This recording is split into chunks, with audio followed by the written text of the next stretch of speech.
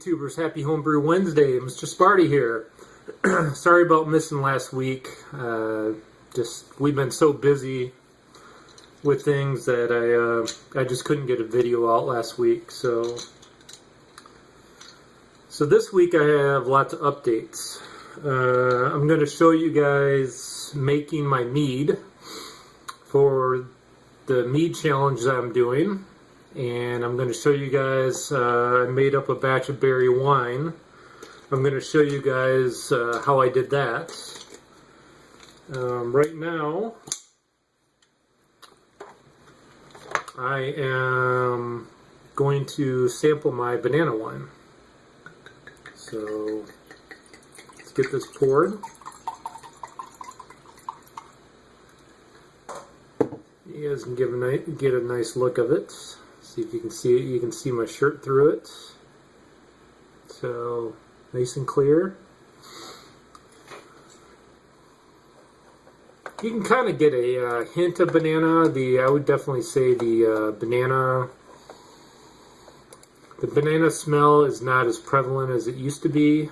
I'm just trying to find my stats on this real quickly, just to give you guys kind of a update on what I did with this. So I'm looking on my computer right now. So basically, I brewed this back January 16th. So it's been about 4.5 months when I first did this. I racked it in the secondary 4 months ago. Put in another carboy a month after that. Let it sit for another 5 weeks. And then, let's see, I bottled it on April 20th. So it's been, we'll say about 5 weeks since it's been bottled. So,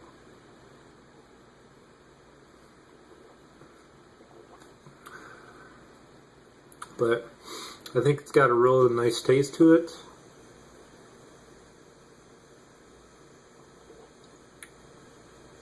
Kind of reminds me of a Pinot Grigio with just a hint of banana flavor to it.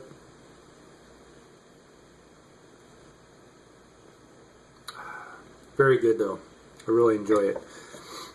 So at some point in the summer, I'm gonna get another huge batch of bananas and make up another batch, because I think that's a great wine to have around. So, you know, I still have probably 22 bottles of it, but I figured, you know, before I get halfway through those, I would like to have another batch going.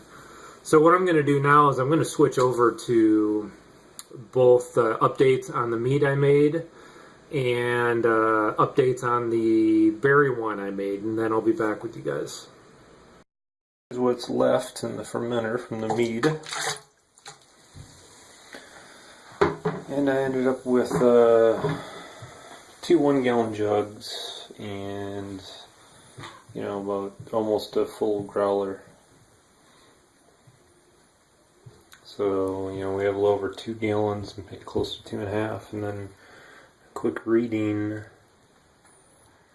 This guy looks like it's sitting right around 1.000 or a little bit below.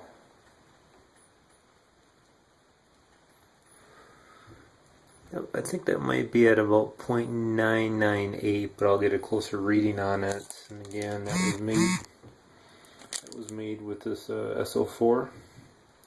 So I was a little surprised it fermented down this low, but that's pretty good. So there you have it. There's a quick mead update. Making some berry wine today. Sanitizing a bucket. Got all my cans here. Got my bentonite, yeast nutrient, pectic enzyme, metabosulfite, refractometer. Got everything there. So you can ignore these. Those are going to be for transferring my mead later. I'm just going to put my sanitizing solution into those. So let's go ahead and get this started. What I did first is I'm using the recipe I had from the apple raspberry wine. So I've got 2 cups of water. I just put it in the microwave for a minute just to warm it up. So what we got to do is add in the bentonite. Go ahead and get this guy open. And then this stuff you really got to dissolve well, because this is kind of like a clay, and this helps to clarify the wine. So it says 2.5 teaspoons. Double checking that. 2.5 teaspoons of bentonite. Go ahead and get that put in here. Alright. Let's just try to get this whisked up and, you know, as dissolved as we can, because this stuff clumps up so quickly. And you really got to mix this well.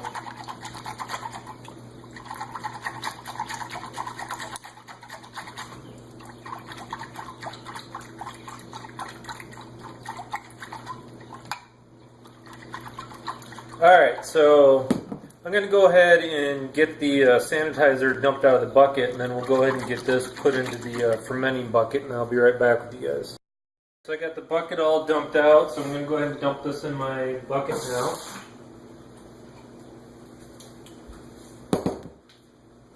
I'm just going to go ahead and give this another good mix.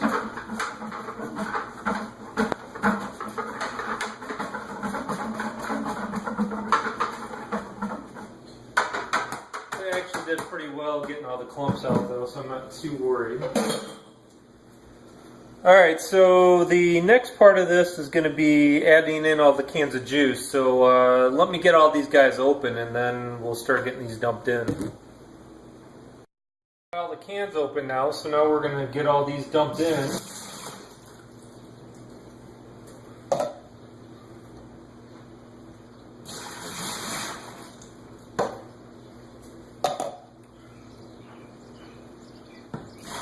Basically 12 cans total.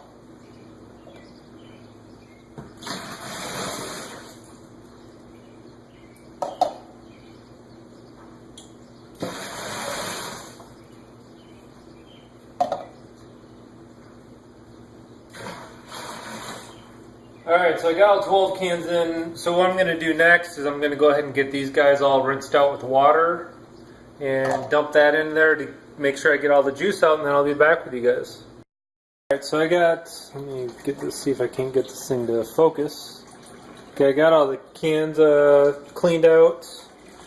So the next thing is to fill this up to about the 4.5 gallon mark. So we're at about 2.5 gallons right now. So I'm going to go ahead and get this put up to the 4.5 gallon mark, and then the next step is I'm going to be mixing in this 5-pound bag of sugar, and then once we're done with that, I'm going to take a gravity reading. So my next steps are going to be, like I said, get this up to 4.5 gallons, stir in the sugar, and then I'll be back with you when I'm taking the gravity reading. Okay, so what I ended up doing was I dumped in that whole 5 pounds. That gave me about a 1084 reading, and then what I did is I added a couple more cups in, and that put me right at 23 bricks, so I'm at 1092, which was what I was looking for. So the next step, if we look at the directions here, is to put in the 1/4 teaspoon of potassium metabisulfite. That helps to kill off any nasties. The 3 teaspoons of yeast nutrient and 3 teaspoons of pectic enzyme. So I'm going to go ahead and get that mixed in, and then I will be back again. So I've got my metabisulfite, yeast nutrient, pectic enzyme all in here. I'm going to go ahead and get that added now. I'll get this nice and stirred in. And basically the next step after this is you can either cover it with a towel, or I usually just put a cover on top of mine and just put an empty airlock on it. And then you got to let this sit for like 18 to 24 hours just to let the metabisulfite do its thing before you pitch the yeast. So when it's time to pitch the yeast, I'll be back with you guys. Alright, so here we are a little over 24 hours later. I'm just going to give this another nice good stir. See if we can't just get some more oxygen in here. You can see here I am rehydrating my yeast.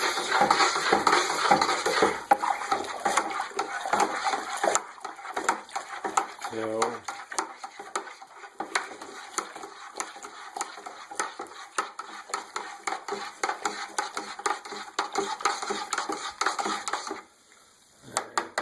there.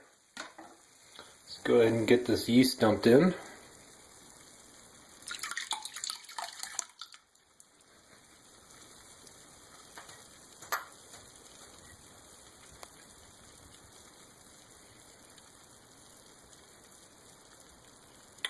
Alright, definitely left a nice creamy mess on there. So there you have it. I'll get the lid sprayed back down and we'll check back with this in a day or so to see if anything's going on with it. So you can see here about 2 days later it's chugging away nicely on the berry wine.